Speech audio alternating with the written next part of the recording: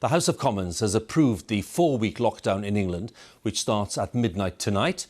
People must stay at home except for valid reasons, including work, education, essential shopping, exercise and medical reasons.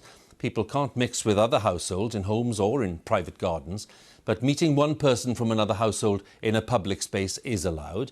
Pubs and restaurants must close, but they can continue deliveries and takeaways, which in a change of policy, by the way, can now include alcohol. Non-essential shops and hairdressers, gyms and pools must also close, and there are no exemptions for amateur sport. While the majority of MPs backed the restrictions, the government did face a sizable opposition from its own backbenches. Our Deputy Political Editor, Vicky Young, has been following the story. In Bristol today, the queuing started early, shoppers making the most of the final few hours before lockdown. We're crazy. Got up at 6:30 just to get here.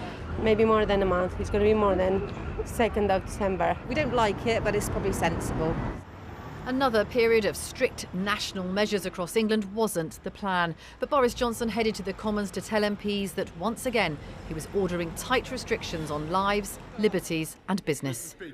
I'm confident all members feel the pain and anxiety that we're all going to share in the month ahead.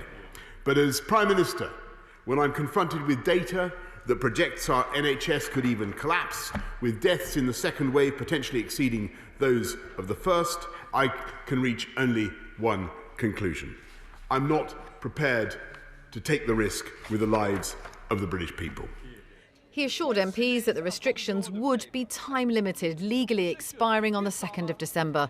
The Labour leader supports this lockdown, but says it should have happened earlier, as he and many scientists had called for. There have been huge mistakes made in recent weeks during this pandemic.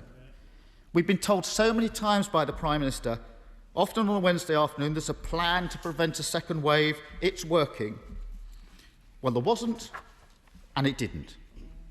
And now, less than 4 months after the Prime Minister told us that this would all be over by Christmas, we're being asked to approve emergency regulations to shut the country down. And many Conservatives aren't convinced. The business case against it is overwhelming. For me, Madam Deputy Speaker, the case is not proven, the measures proposed are not proportionate, and I can't vote for them. By putting down legislation, have people live their lives in their private homes. That is not a space we should enter easily. Madam Deputy Speaker, it stinks.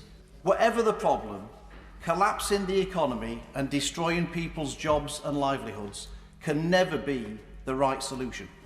Although the government easily won today's vote, some Conservative MPs are already anxious about what might happen in December and beyond.